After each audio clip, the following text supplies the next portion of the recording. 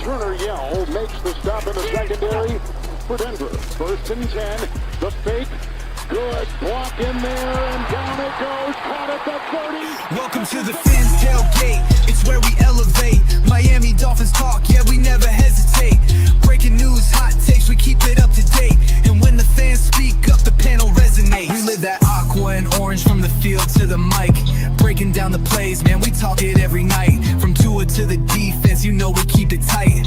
NFL moves, you know we got the insight. We open up the floor, yeah, it's your time to shine. Fans drop the heat with opinions realigned.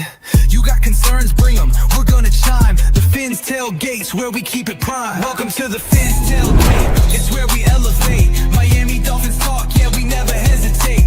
Breaking news, hot takes, we keep it up to date. And when the fans speak up, the panel resonates. The NFL's changing, but we stay on the grind. Latest breaking stories, we don't waste no time. From the trades to the rumors, we make them all align. At the Fins tailgate, we always on the climb. We're repping the Dolphins, but it's NFL wide. From South Beach to the league, we keep it worldwide. Got the fans engaged with the energy supplied. Come kick it at the tailgate, we're riding high tide.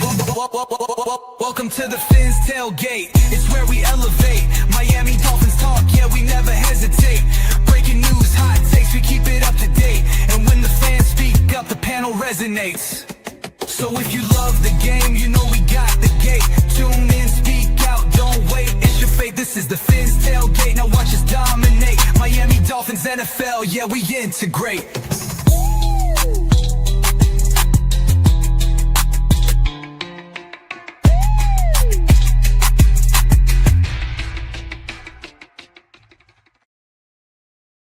Good evening, everybody, and welcome to WCFL DolFans Talk.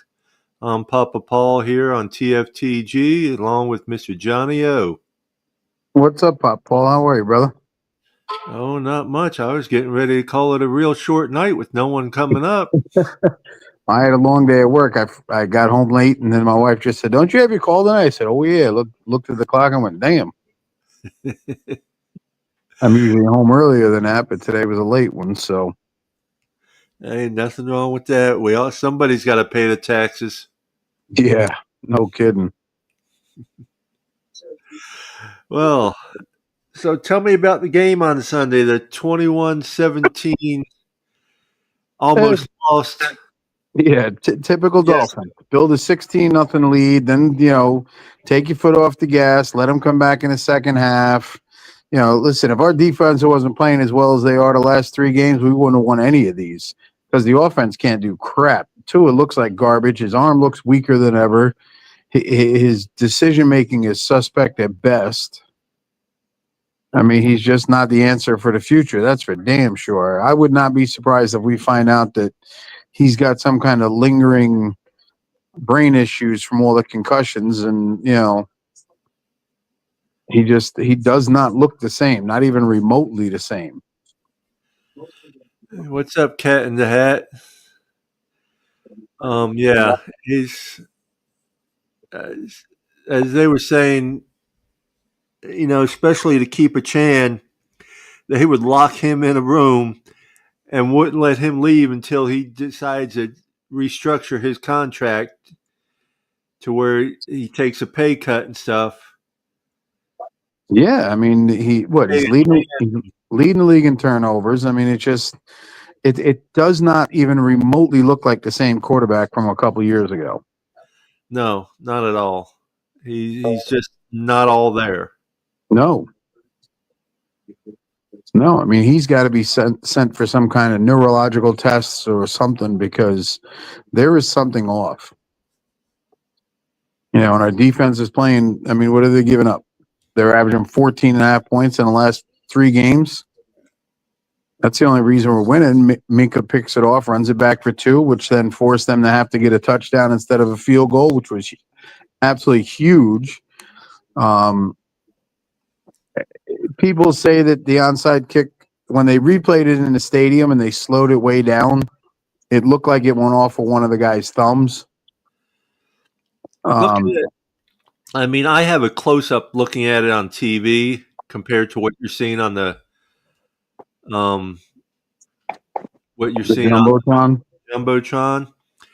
and it did not look like it touched his thumb. All right, Frank. In there, it did. It looked like it just grazed it, and that's what they were calling it. But the problem with the review is you have to have irrefutable evidence to overturn it, and if they think it touched his thumb, then there's the evidence to say nope, it stays the way it does. Yeah, yeah. What's up, Derek? What's up, Derek? What's up, Bob? Good evening, y'all. How are you? How y'all doing tonight? Good. How you guys? Fine. Doing good. Good. So yeah, it was. We got extremely lucky that we got that 2-point conversion, because otherwise they would have just kicked a field goal and we would have lost. Yep. Even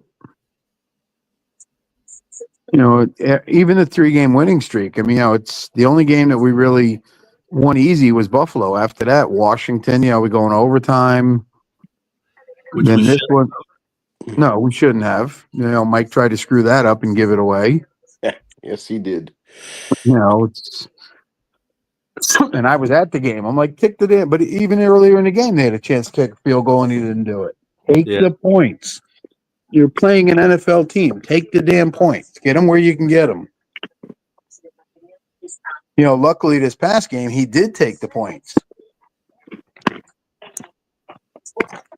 And somebody's got to talk to Mike and say, this running up the middle shit does not work. They know you're doing it because your quarterback is immobile.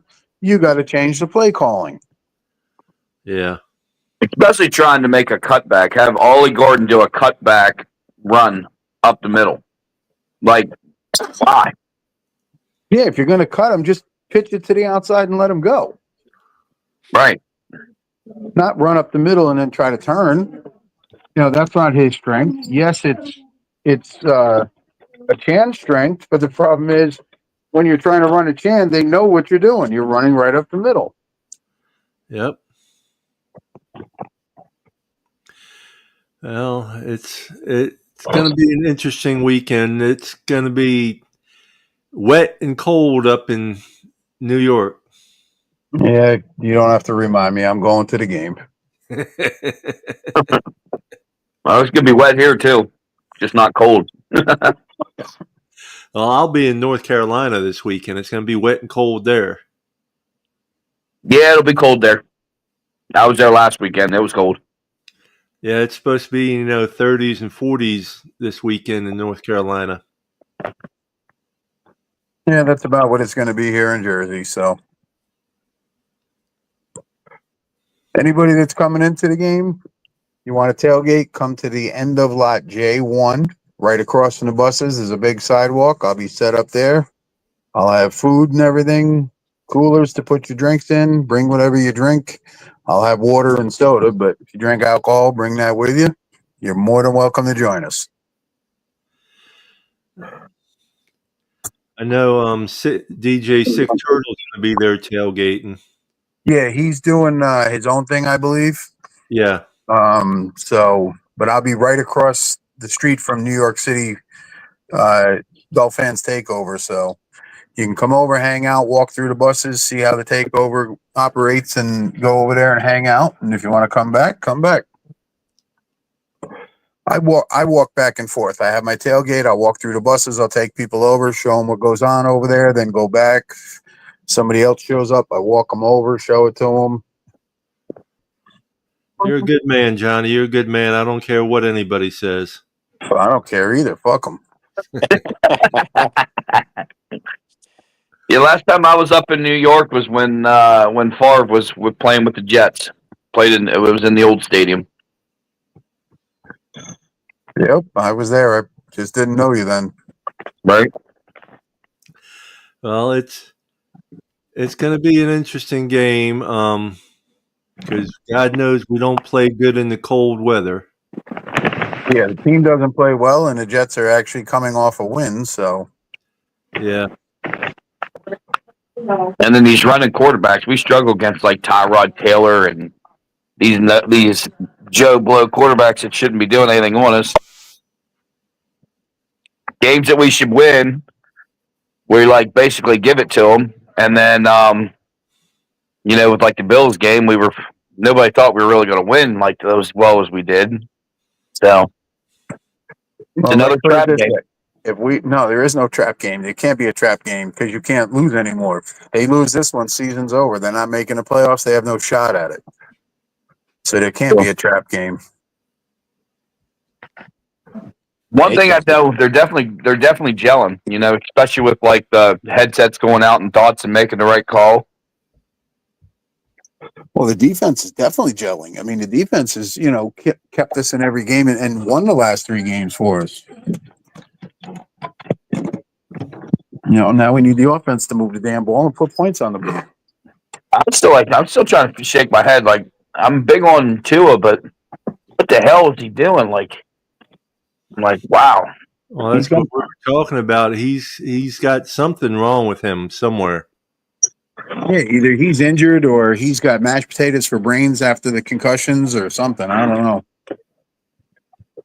I'm wondering if the hip injury is finally catching up to him. It could be. Yeah, something's clearly off. I don't know, but What's up, Tom? same guy was 2 years ago. What's up, Tom? You're on mute. I'm just wondering too if with Tua, maybe it's he took the off season and wasn't there. Like Tua seems like he's got to be one of those quarterbacks that's got to be consistently working, throwing and passing all year round. If he doesn't, he takes time off. It really messes with his game. What's up, gentlemen? What's up, brother? How are you? Hey, I agree with you. I believe that was Bob that was talking, or Derek, about Tua, because look at the season. I'm pretty sure this was 2020, after 2021 season. I said that they need to take a more holistic approach to Tua, and he did. He did all that off-season work, and he was showing that he was working with other people and trying to understand how to take tackles and shit. And then 2022 was when they lit it up and made it to the playoffs. And then he gets a contract and shits the bed. Yeah, well. And we see him on yachts and shit instead of, like, I give this same example all the time of Tom Brady. Like, he was always talking about overworking, like outworking all the other players and constantly trying to be ahead of the game. Like, that's what you got to do. I mean, you don't necessarily have to do it to Brady's degree, but if that's what it takes. Well, Tua came out and made the comment in the offseason he'd rather be home in Hawaii and spend the time with his family. Exactly. That's one of the main reasons I want him off the team, because it's just like, that's not going to win. It's like, then retire or do something else. Fucking do something else. It's like, we need you to try to win games and focus on winning games. Like, we understand you're a family man, but like, then you're in the wrong profession. Yeah, this is the life you chose. So yeah, it's like, that's not our fault. That's your fault, dude. You're the one who had kids and got married and have an NFL career, which is super dangerous. It's just like, we ain't trying to hear that bullshit. Like, it's just like, we all got our personal responsibilities.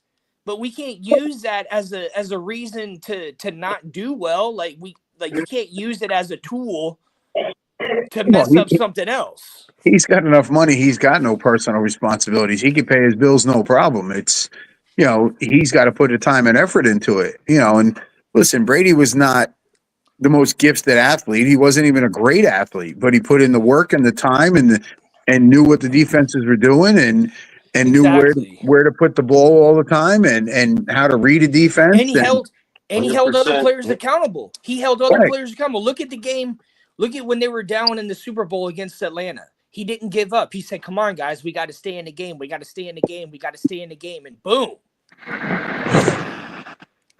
That's what you need. That's what you need of a leader, But somebody in the comments is blaming Darrell Bevel, the quarterback coach. I just don't get it. I think Tua got relaxed because he finally got all that money. He wanted to spend a little bit of it with his family and everything because he got injured and everything. But, you're a professional athlete. You still need to be speaking football 365, 7 days a week. I mean, exactly. There's still time. There's still time for you to hang out with your family and stuff. But, Well, I mean, listen, this is what's everybody providing needs. for the family. It's like this is part of your family because it's what's providing for your family. Like your family is benefiting off of this. Why don't you look at it that way? Like, hey kids, I got to go for a little while, but this is what's providing us the life we have. Like it's like it Oh, everybody needs a good work-life balance. I think he went too far the other way. You know, exactly. he's not worried about work, and it shows. He does not look good. Yeah, it looks like he didn't even try to even throw a football while he was off. He was throwing 12-ounce beer cans. he's throwing up peace signs for selfies. Yeah. Like, this is going to make or break him because, I'm sorry, any athlete that is very competitive, which the man's still competitive. I don't care what anybody says. He wants to win. But to rebound after this year and the season you had, if you don't come out next year and you ain't on the off season, your career's done. Like, nobody's going to want him. Maybe he's just hoping to get a backup role, but I just don't see that. But next year is going to be time to tell, right away, and then it's going to be another really bad season. Screw next year. I'm worried about this year. You still got a chance. I mean, it's an outside chance because we need some help. But damn, let's get through this season before we worry about next season. Good evening, Mr. Polk. Mr. Polk, how are you, brother? Good afternoon. How you doing, Papa Paul, Johnny O, Derek, Punk, What's up, Mr. and Bob Polk? Taylor? How are you? Listen, I was listening to you guys just before I came on. My opinion, as far as Tua goes, is that I'm gonna say it like this. With me, when it comes down to Tua, I think in person he's probably a nice guy and everything, and a good person, and what have you. But as far as the NFL goes, I think he needs to just go ahead and just retire because the two I seen in the last game, I mean, man, he was deflated. He looked like he just didn't want to be there and what have you. And you know, my concern is that if you're thinking that if that's your mindset, now I'm not saying that it is, you're gonna open yourself up for also being injured or hurt or worse. So my thing is, if he doesn't have it no more, go ahead and let it go and put in your time with your family because you're still healthy to the point where you can do that, but don't put yourself in this, as far as to go, don't put yourself in a situation where your mindset, you're not in your right mindset and you mess around and get hurt to the point where you're not able to enjoy your family. So, if I was Tua and I'm not Tua and what have you, that's what I would be considering because uh I saw the article with Marino and Tom Brady, and they were saying that he just doesn't have it. And those are two quarterbacks. Those are two quarterbacks right there that are legend in the NFL. And I'm not putting down Tua. Okay, real quick, let's No, I don't think you're putting him down. He brought upon himself with this attitude. let's welcome DJ Sick Turtle to the panel. I know he's only going to be in here for about 10 minutes or so let's give him the floor. Yo, what's up, Turtle? What's Good up, to see you, DJ? brother. What's up, Hey, family? How you guys doing? all Good. right, how you Where doing, where DJ? you going to be on Sunday? Tell everybody. All right, so obviously we know we play those Jets this weekend, so I'll be up in MetLife Stadium. I'm going to be doing my own tailgate next to the MetLife Takeover. Decided I'm just going to, go ahead and do my own thing right next to them, just to kind of piggyback on them, just because, I'm a Dolphins fan, and I'm doing a lot of tailgates these days. So especially kind of lead into my next one, which is next week in Pittsburgh. But I just want to say anybody that's down in MetLife Stadium that wants to hear like a DWA, real Miami party, to come check me out. We're gonna be at the Gold Lot. I believe it's Lot L. So if you are in Newark, New Jersey, come see me. I'll be playing from 9 a.m. till right around 12 o'clock. We got a lot of stuff going on. I know if you guys ever been to East 32 tailgate, you guys know about the Dizzy Bat and all that cool stuff that they do over there. So I'm gonna kind of bring what we do over there at East 32 tailgate with Breezy, and I'm just gonna kind of do it down there in New York, take over New York, beat those Jets. Are you going to be in the So same parking lot as NYC? correct. Yep. Okay. So So, there's like I gonna be said, I, two. I Go ahead. I tailgate right across from them at the end of J1 where the buses are. So I walk people through to bring them over to the NYC. So I definitely will look for you. Yeah, I spoke to Tom a little earlier. He told me he was gonna come meet up with you. Yeah, So yeah. Tom's always yeah, with me. Gorilla Josh and Missy will be there. There are going to be some yeah. other people. I'm not sure everybody who's coming, but I will have food and coolers. Bring whatever you drink. If you drink alcohol, I'll have some water and soda, chips, all the fixings for the burgers and dogs and everything. So it's my turn to take care of everybody because everybody takes care of me when I'm down there in Florida. So Yeah, that's awesome. That's awesome. Well, just kind of piggyback on what I was saying about just doing tailgates, not only in Miami, anywhere in like the DMV area, which I'm from. So, anything close to me, I try to put on a show for all the Dolphin fans that like to travel. And I mean, I know so many of them. You know what I'm saying? So I figure that bringing that Miami vibe to whatever stadium that we're at. I think it's just an awesome thing to do. So, with that being said, we have a Pittsburgh Finvasion, we're calling it. That the details are to become where exactly the tailgate's going to be, but we have a pre-party at McFadden on Sunday from 6 to 10.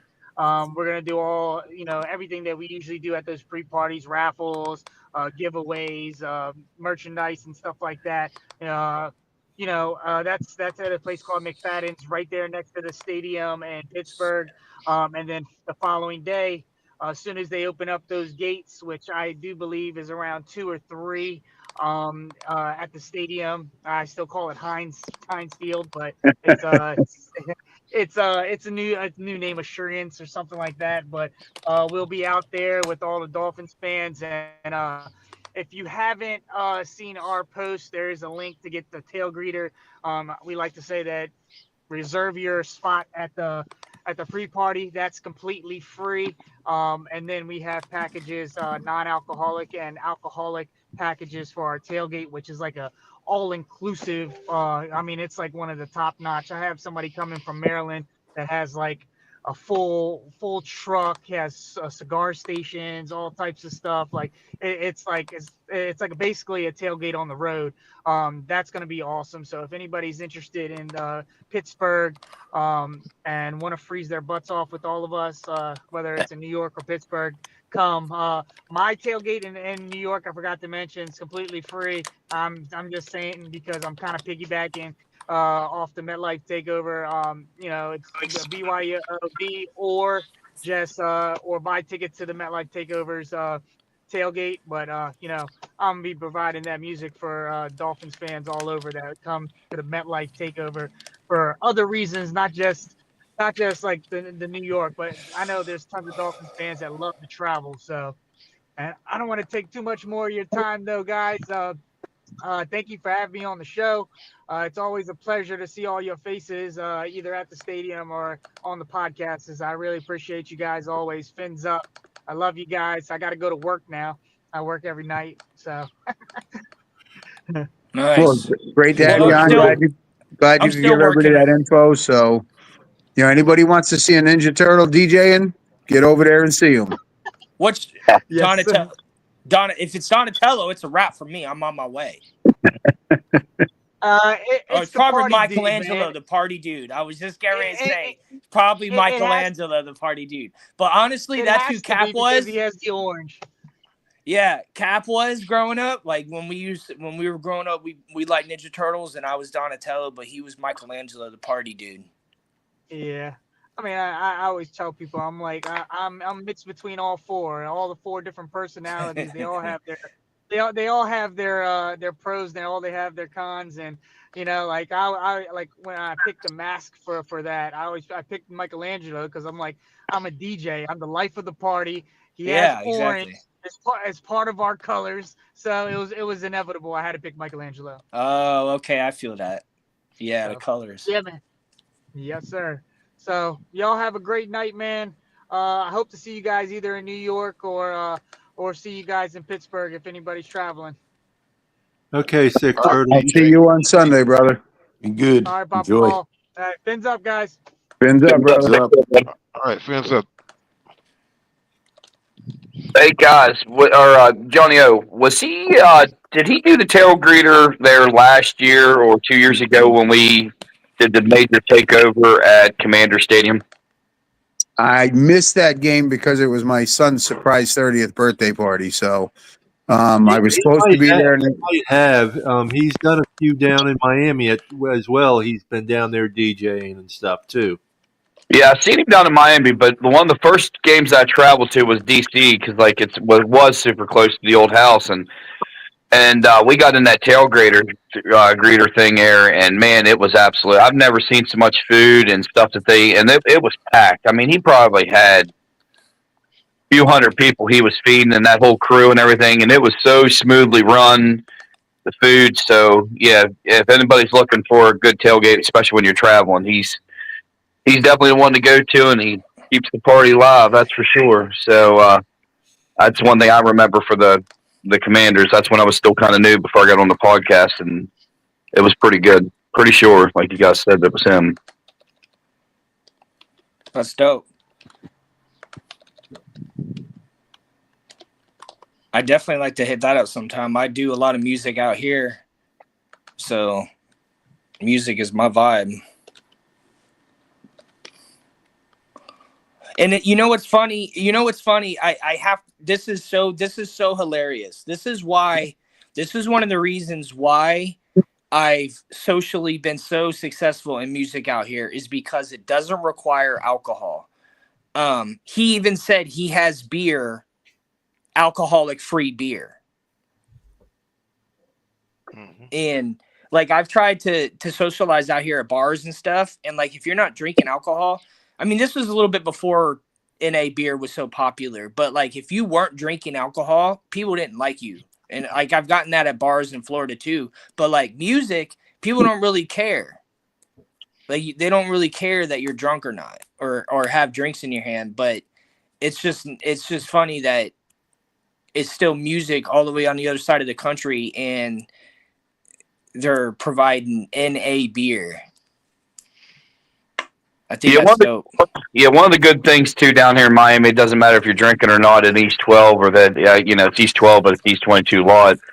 You don't have to drink to have a good time. Nobody's going to say anything to you. And the best thing is you can always have a red Solo cup and throw the little dolls in it and rock it. That's Right. right. Nah, it's crazy, man. That's how it is, man. And have you ever been down yet? Tonk, have you ever came down to Miami in East 12 yet? East 12? Yeah, have you been down to a Dolphins tailgate yet? No. The last time I was at a Dolphins game was in like 2008. Yeah, I mean, this year's took a little bit of a hit, but we're still making it work. But man, like I'd like to sometime. I mean, I've only known so many people on this podcast. I wasn't always as involved as I am now, so I know a lot more people now than I did before. Yeah, it's crazy. You wonder how I got in all this? I met Papa Paul down at one of the games, or no, one of the tailgate things, and then he was walking through Walmart by the stadium there, and I was like, "Hey guys, that's Papa Paul. That's the guy that's on the podcast." And they're on boom. It was over. He took me in.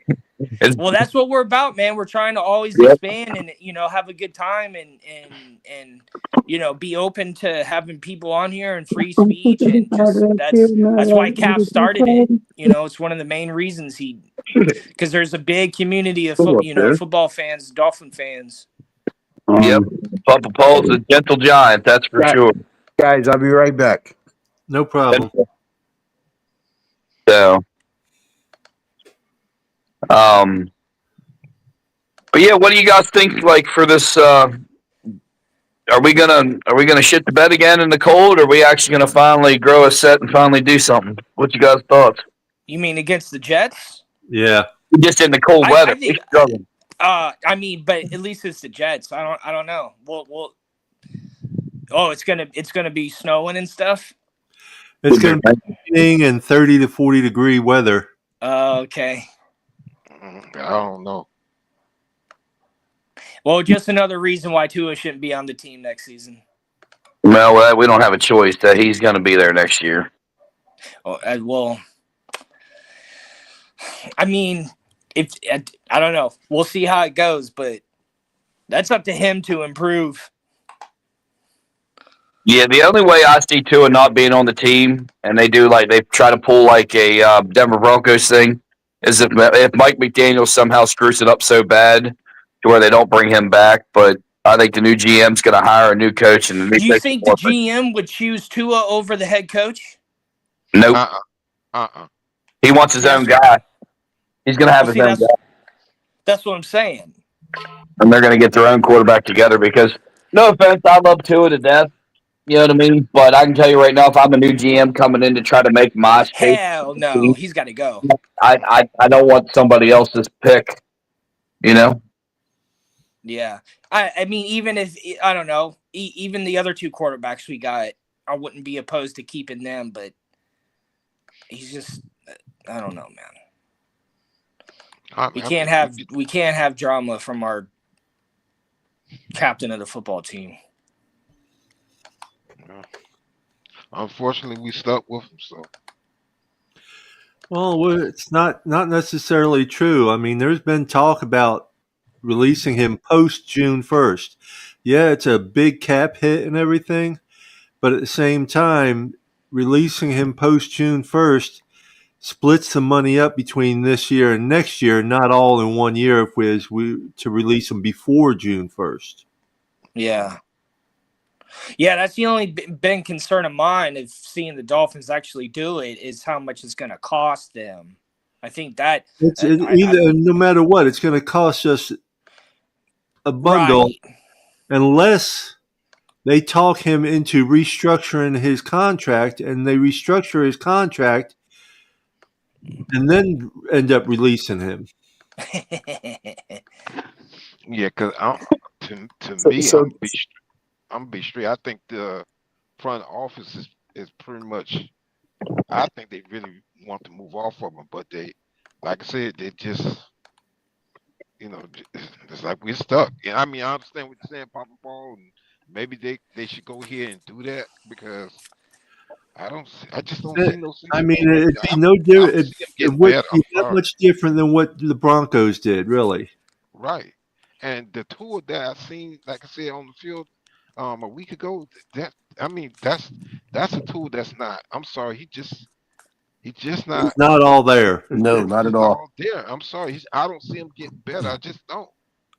No, I don't see him getting better. I'm sorry. Yeah, exactly. Like it's like Drew Brees had the same issue with when it comes to how tall he was. I mean, you even see clips of him standing on his tippy toes to throw over the offensive and defensive line. And he was the most accurate passer in NFL history. So, there's no excuse to not do well. But Breeze was a much better athlete than Tua is. Well, okay, exactly. My point, like the proof is in the pudding. You got to put in the work. And they were in the playoffs all the time. And because of a couple questionable calls, they would have been in the Super Bowl again. Yeah, no, absolutely. So, but at least they were in the mix, even though they didn't go back. They were always in the mix. See, I would see with him. I mean, if he stayed with like the whole jiu-jitsu thing and was with Perform and he was training all off season, and then he was having a bad season like this, okay, I would say there's something up. I just don't want to take all the faith away yet until I see next year that if he, hopefully. He still let's circle back there a little bit. Let's see. He's still got a chance to rebound here, in these cold games. Do I think it's good? Do I think he's going to struggle still? I believe he is. But I want to see him now. I want no excuses after next year. If he's terrible, first 4 or 5 games in, even next year, and then he does this stuff, wanting to be on the yachts and the family. And it's time. Like, don't waste the Dolphins' time and money. We need the next man up. So I can see, because every quarterback, once they get paid, if you notice, they do struggle. Any player gets that big fat contract, they struggle the following year. So I'm just hoping that that's just what it is, but I don't want to go hope on him yet, because he is still the best thing we've had so far. I mean, we've had we've had a lot of quarterbacks since Marino, and we've exactly. had Tannehill was the only one that next would probably come out worth a shit. So I mean, Well, Tannehill never had a line in front of him, and neither did Tua. So the problem is persistent. Tannehill got a lot of injuries, though. That's what really. Of course he did. He was getting smacked all the time. There's no line protection. And I mean that in his defense more than he was up. I mean that in his defense, that he dealt with a lot when he played for the Dolphins, and he was still good. He was still a good quarterback. He was just taking a beating, and it's like that's how Tom Brady lost every Super Bowl, was because they shut him down. The Giants did it twice. And when your quarterback is shut down, you can't win. Right. Playoffs. And the heart that Ryan Tannehill had, he would get thrashed and then still up the next play, still giving 110%. Yeah, I know. Yeah. And if we had a half a team players that weren't superstars, but they're actually, I mean, Tannehill had a nice arm. He was athletic. He wasn't great, but he was still pretty damn good. I would take a whole team of that than 2 or 3 superstars. And but we still haven't been there. Where we still hunting for that quarterback, and I don't know. It's frustrating. Yeah, but it is. You can't just take Tua stocks all together and this and that, because he has led us to the playoffs. We could be in that quarterback rotation like the Browns and like we were for the last 20 years since Marino's been gone. Because there were some rough years with some of these quarterbacks we had, like real bad. I mean, you can pull back that Pat White again, where he's running down sidelines, gets knocked out. Yeah, but at the same time too, let's not forget we put some good weapons around to it as well. We bringing in Tyreek, and then we already had Waddle, and what have you, Mike Gesicki back in the day, Durham Smite. We brought in some weapons, and we put some pieces around to it. Yeah. I'm sorry. Y'all gotta understand. It's not hard. It's not easy for me, because I'm gonna tell you, like I've said on other platforms. I watched Tua at Alabama, and and I was hoping that we'd get Tua and sit him for a whole year where he can heal up. Yeah. And get some good at him. But the thing is that didn't work, because the Ross said put our guy in there, and what have you, and but the moving forward, what I'm saying is that what I'm seeing with Tua, much as I don't like to say, I just don't see him get better. I just don't. He has to do something really miraculous to get to really get better, because he's had the pieces around him to do so. We can't say that. He's getting worse. What I'm trying to say, you can't always blame it on the line, because there's no such thing as the perfect offensive line. Because I think Kansas City, with a line that looks like trash, a couple seasons, like their line looked like was trash. Yeah, a couple Super Bowls ago, Patrick Mahomes was playing on an injured ankle. Yeah. Like he was in a lot of pain, and they still won. Now let me ask you: if Tua didn't have Tyreek and Waddle, would he have gotten this big contract? Do you believe? No. I don't think so. I mean, but if the GM was all about him, then yeah. If the GM was truly slurping him, then yeah, isn't that who gives him the contract? And I think McDaniel just defended him because he was on the same team. He was just trying to be down for his team. I don't know. Maybe there's too many yes men around the organization. Well, I definitely think McDaniels helped Tua. I do think McDaniels is a decent coach. but it's getting to the point to where he needs to have other eyes to help him. He's playing the I'm the head coach, I'm the eye in the team, and there's no I in team, and that's the problem. Like, he can't adjust on the fly and some things like that. That's what's killing him. Like, if he would just ask for help, I think we would be a lot better. McDaniels would be pretty decent, but boy genius thinks he's too smart over everybody and doesn't want to take any advice. But I just and then back to Tannehill again, man.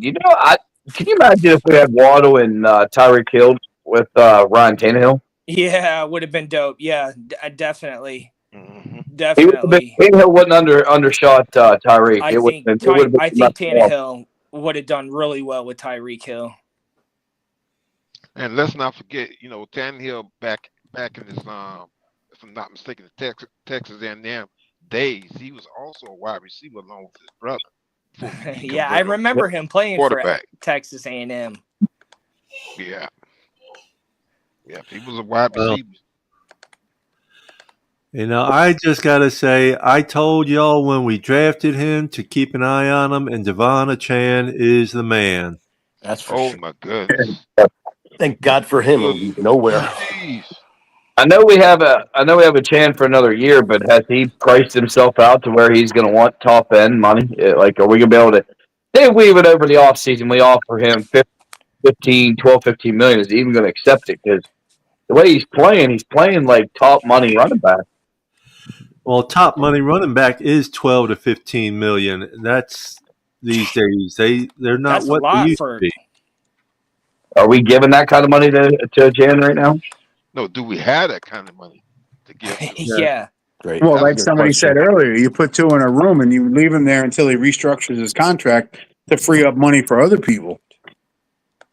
But the question is, Johnny, will Tua do that? See, that's the thing. No, he's a greedy bastard. But that's what you got to do. You like I had said, you put him in a room, and you don't let him leave until he restructures that contract.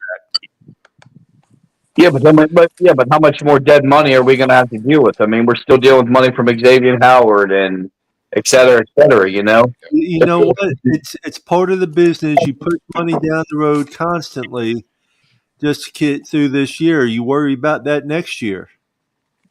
But that's the problem. Greer's killed us though with all this kicking the can down the road, and every team has done it though. Every team has done it. Every team does it. We're just unfortunately we're lucky we are, but we're not unlucky for that international game. That's how we're getting the extra revenue. That's what's really helping. That doesn't go. No, that extra revenue goes right in Ross's pocket. Yeah, but it makes the salary cap go up though. No, the international games it makes salary cap go up for every team. It's not just our team. Well, that's what I mean. Yeah, the international games are helping the salary cap go up across the board. And not only that, with the Chan, though, we can put most of his money, as Cat in the Hat says, most of his money on the contract on the back end of it.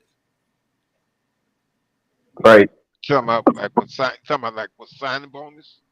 That's well, no, just pay him,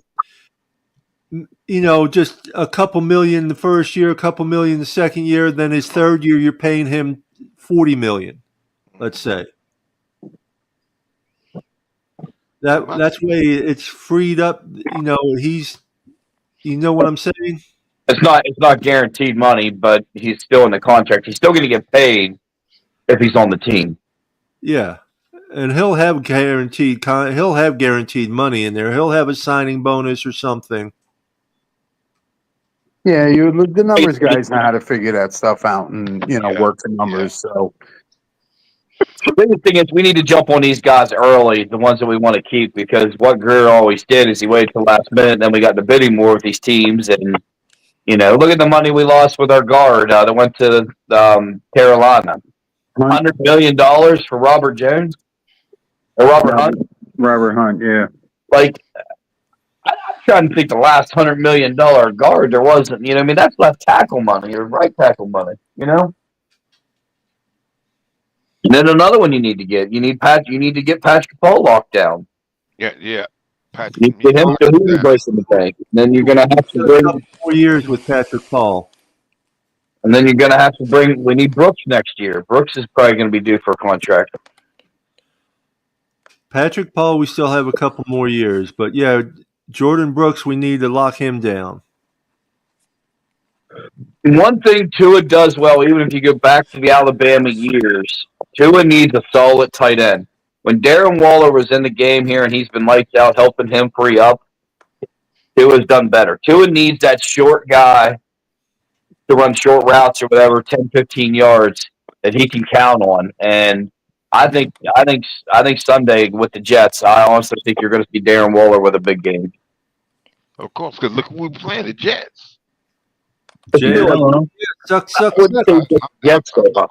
I'm not gonna raise, I'm not gonna raise this is straight with the tight ends and two because we're playing the Jets. Because I mean that they're one of the worst teams in the NFL.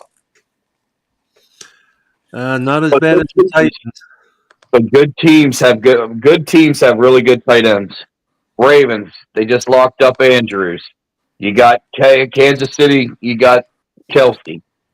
I mean, you can just keep going on. They're the X factor because 90% of the time you need a cornerback to try to cover these tight ends, and that just gives that much of a little bit more of an X factor. Okay, but here's the thing with that. Okay, we did get Waller back, but we also got Greg Dulcich, who seems to be he seems to be flashing. So basically, anyway, we got the tight ends there. The tight ends are there, so it's up to McDaniels and it's up to Tua to do their thing. You can't get no better than Waller right now, and we got him back. He's healthy, and Deuce is just playing. He's playing pretty good. He's catching the ball and he's blocking. And then one thing too, Julian Hill stepped up. He hasn't had all the 10,000 penalties he has every year in the previous years, and the man's really blocking good too. He's been blocking very well. He blocks well, but he still can't catch the damn ball. Right. But man, that's why I said if we had somebody young like Tyler Warren that is now on the Colts, if we would have drafted him over our guard, you need to put good X factor people that's going to help him. Because obviously another speedy, deep guy isn't going to help Tua. You know what I mean? Yeah, but we also need to put our foot on the gas and keep it on the gas. Yep. If something works, we stop doing it. Like we're running the ball in the chin, and then we go back to passing all the time. It's like, what are we doing? Well, then here's another thing too. We got with the next two drafts coming up. We got to start. We got to start in the trenches on the offensive side. We got to start getting some linemen in here. And when I say linemen, I'm talking about we got to get some linemen for the future quarterback. Because I'm sorry, we can't just keep putting things around Tua. We got to start building for the future. And that's another thing we got to do. We got to start bringing in some linemen. And I, much as I like Aaron Brewer and what have you need to bring in a good size center and what have you. We got to start building for the future too. And Tua is not. I'm sorry, Tua is not the future.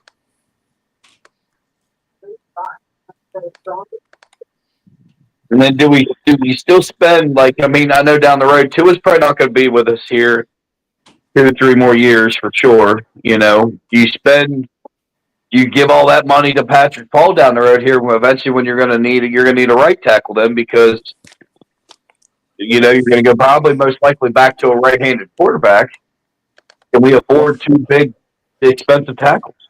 Well, I mean, if you go to a right-handed quarterback, Patrick Paul is protecting the blind side. So, I mean, he's still helping, but, normally one side of your line is more expensive than the other, depending on the arm of your quarterback.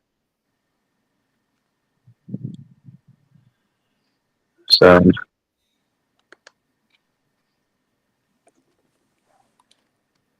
I'm still looking forward to it.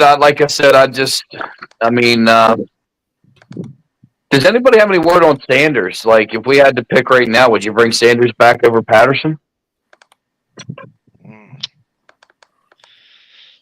That's a tough one because Patterson's doing well. Right. And he's not costing us very much money either. Yeah. She's missed what? Two kicks on us, maybe 2 or 3. 2 or 3, yeah. That was it. And another thing too, I love what I'm seeing with Ollie Gordon. For a big back, he is playing very well for a big back. Yes and no. I mean, it's the only time they really use them is on short downs, and they're running straight up the middle. So I mean, and the teams know they're running up the middle.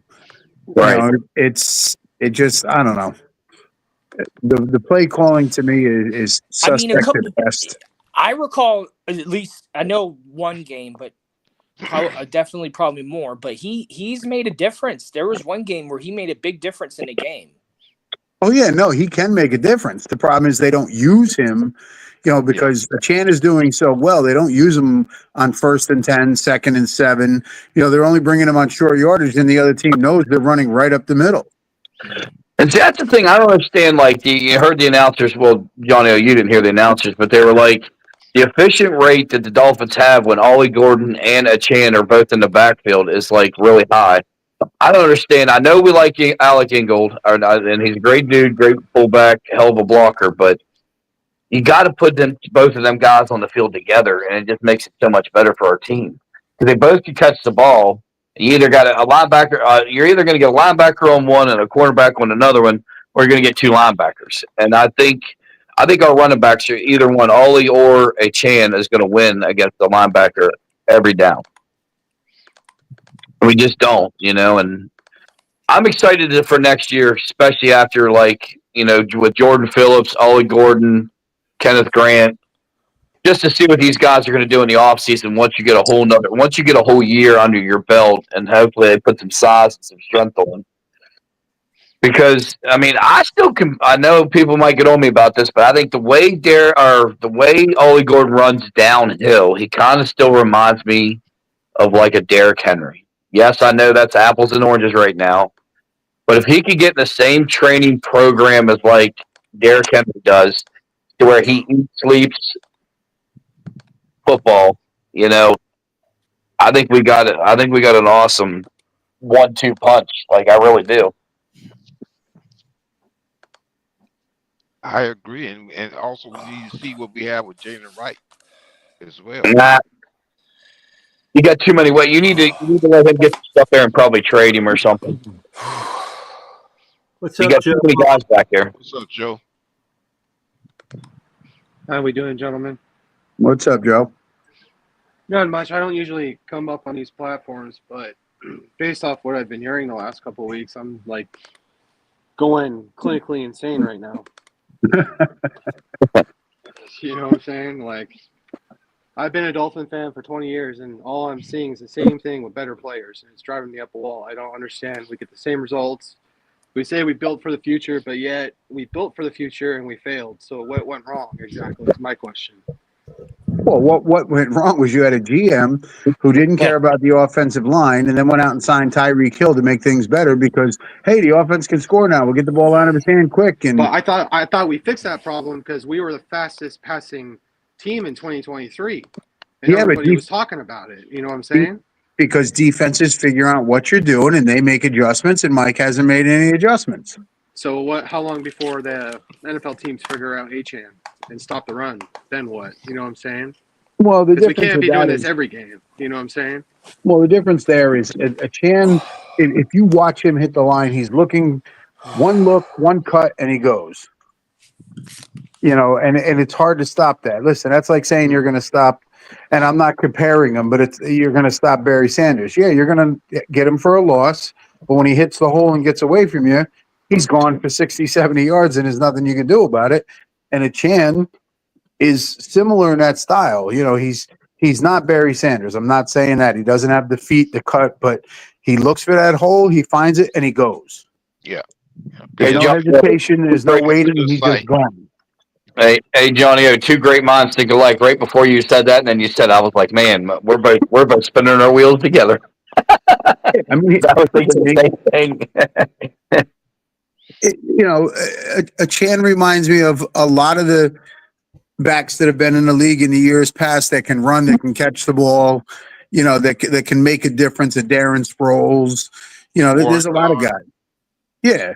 There's a lot of guys that have been in the league that can catch, can run, and they make a difference for their team, for 4, 5, 6 years until they get beat up and then their career's done. And unfortunately, we're wasting a chance talent on a team that should be better and isn't. Yeah, that's my fear. That's my main point here is, I get what you're saying, but at the end of the day, it's not really going to win us a championship if we're so far back. You know what I'm saying? It's really unfortunate. Yeah, well, part of it is we lose games we shouldn't lose. We get up by 10 points, 16 points, and we let them climb right back in. Just like we did this past week. I honestly think Mike cannot adjust in the second half. For the life of me, I feel like he just has one game plan and he can never adjust after coming out in the second half. Because that Saints game, the first possession, they came out and dropped 8 on us. But it just seemed like we didn't get the ball rolling since, in the fourth quarter when we were feeling threatened. You know what I'm saying? I just don't know what Mike's thought process is at halftime. The thing is, he just doesn't have enough time to watch the game film. If he had time to sit there and watch it and figure it out, he would. But he's not taking any advice from anybody else. He can't. He's one of them guys that's got to literally lock himself in his office. And he doesn't like to get ahead either. You know what I'm saying? He doesn't like to just keep the gas going. He like we should have shut out the Saints 30-0 before they scored their first touchdown. You know what I'm saying? Well, that's the problem. You're up 16-0.5, and Mike doesn't make any adjustments to say, hey, I know the defense is going to make adjustments, so they're going to try to take this away from us. So now we're going to move on and we're going to do this. And that's on Mike. I mean, it's he's the head coach. He's calling the plays. He's got to make those adjustments, and he doesn't. And that's a big problem. Well, another big problem is Mike was hired. I guess we're all in agreement. Maybe not. I know it's kind of controversial, but Mike was hired to fix Tua, correct? Or make him elite, right? Yes. Is he doing too much of that in his play calling? Or it's Tua's time to shine and he makes the wrong call at the wrong time to make it look like he's doing what he needs to do? Or is that just juvenile thinking on my part? No, I don't think it's juvenile. What I think is that Mike was brought in to make Tua the best quarterback he could be, and for the first couple of years it worked. And now defenses have figured out that Tua can't throw the ball more than 40 yards. Tua can't run. So they've adjusted the defenses to take away what he does do well, which is get the ball away quick, get it out of his hands, because they know he's not going to take off and run. They know he can't throw it more than 40 yards. So, now they're stacking the line more and getting guys in his face. And one thing, too, this year is Tua did not put the work in the offseason. Hands down, I think that is the biggest thing that hurt him. He needs to be, like I said at the beginning of the show, he's got to have to be football needs to be in his hand all year long. Am I supposed to do this? And I think that's what's killing us. Yeah, because the first the first few seasons, Wilford, every offseason he was working out. He when he got John Beck, former Miami Dolphins quarterback, as a quarterback coach, he took martial arts and what have you, learned how to fall and what have you. And and when he got paid, that was the last time I seen him all season. Right. Yeah, because you were seeing videos and clips of him training with Waddle and Tyreek and just throwing the ball and doing the workout stuff before him and just everything. This offseason, I think I seen 1 or 2 videos, and then it didn't even look like they were even like new videos. Like trying to push the extra hype and stuff. It's like, I don't know. That's what I was just shocked about, because he's not a superstar quarterback. He's never going to be a superstar quarterback. And if you stop doing something, you know what I mean? Like, it's like me going to the gym, I'm sitting there practicing going heavyweight, and then you take 3 months off, and then you think you're going to go back in there and lift heavyweight again. You got another thing coming. You're not going to be anywhere close. Well, not to change the subject here or anything, but if y'all haven't heard yet, our very own former Miami Dolphins, Brian Hartline, is now the new head coach at University of South Florida. Yeah, I did see that today. Good hire for them, I I'm think. gonna tell you something. Hartline was good wide receiver, just that. His injuries hurt his career.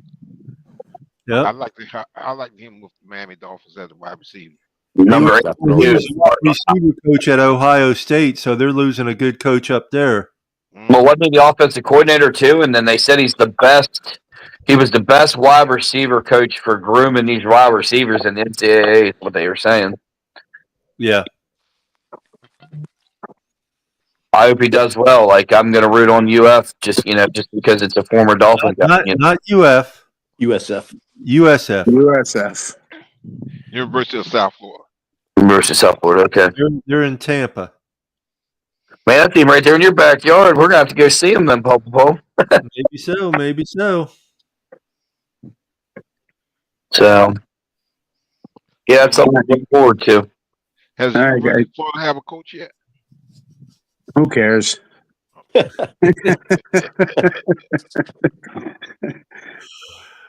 had a very long day, guys. It's 9:00. I'm going to get going. Hey, I appreciate All right, you all. Glad to talk to everybody. And if anybody's coming to the game on Sunday, come to the end of J1. I'll be there. Hey, Johnny, if you get a chance, try to pop on and show us around. If you get a chance, if it's not too busy, just show us what it's like up there. I usually don't go live and stuff when I'm at the games. Yeah, I know, but if you get a chance to just pop on and show us real quick, or just do some videos on Facebook, you don't have to pop on live. Just show us all the awesome Dolphins fans up there. All right, no problem. Peace, love, and fins up, all. Peace, Yeah, love. Fence up, Johnny. We'll keep going for a little bit longer. What's your guys, Paul? What you're the host of this. What do you think? What do you think for a score for the Jets? Jets versus Dolphins. See, that's a tough one. The way we've been playing, it's going to be another 17-14 Miami or something like that. All right. Yeah, unless McDaniels changes something up actually for once and keeps his foot on the gas, which I don't see. But wouldn't bet on that.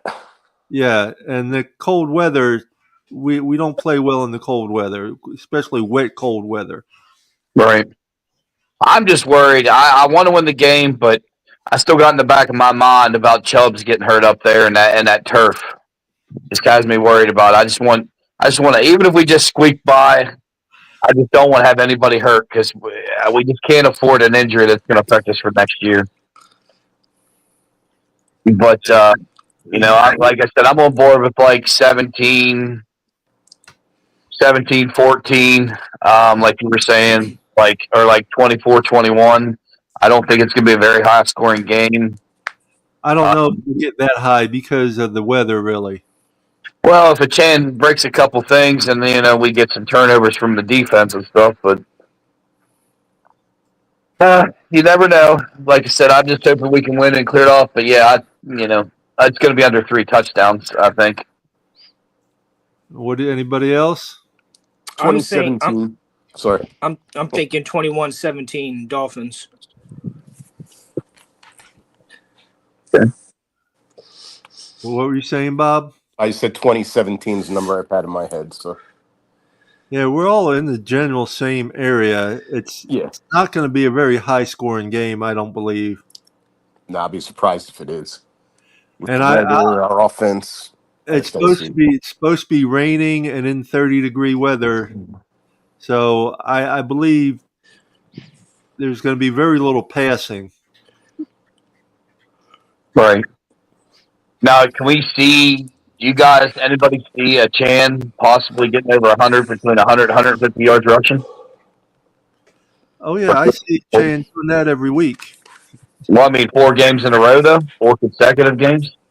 I believe he can do it. I do, too. Yep, I do. Yep. I think with the ground and pound, I definitely would like to see, because we are undefeated when a Chan gets over 20 carries a game. So I would be sure he gets 20 carries. Carries a game. Yep. And that's where I would lean on too, like get a little bit of Jalen Wright in there a little bit, and then even giving Ollie Gordon, 10 to 15 carries would be nice to see that happen too. Wear the defense down, and they lost their big defensive tackle, Quentin Williams. He's at the Cowboys now, and then Sauce Gardner's gone too, right? Yeah, Yeah. he's on the Colts. They traded him out. So Too.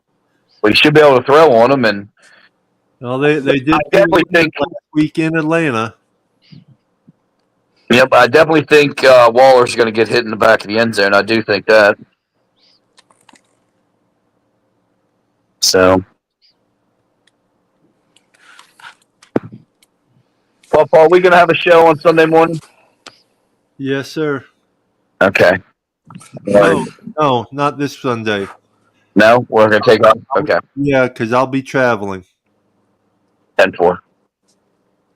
So, I'll be up in North Carolina at a wedding this weekend. well, it'll be a good time then. Enjoy yourself and safe travels up there. Are you leaving like Friday night or We're going Friday night. Weddings on Saturday. We won't get home till Sunday afternoon, Sunday evening. Okay. Yeah, safe travels up there. Are you taking 95 up? No, we're flying. Oh, that's even better. Than I was gonna say that South Carolina border right there, man. It's just 2-lane highway on 95. It's not fun at all. I got caught in it. So, but gentlemen, I'm gonna jump off here. I got to do a few things here. I will not be on next Wednesday. So y'all hold the fort down, and like I said, I love being on this podcast and having a good time with everybody. And peace, love, fins up. We're just going to go ahead and call it a night then, since we've done talked about everything and no one else has much else to say, it seems like. We appreciate y'all joining us. Peace, love, fins up, everybody. Stay safe out there and have a good week. Thank you all. Fins up, hosting Paul. today. See ya. Fins See you up, later. everyone. See you guys. Bye.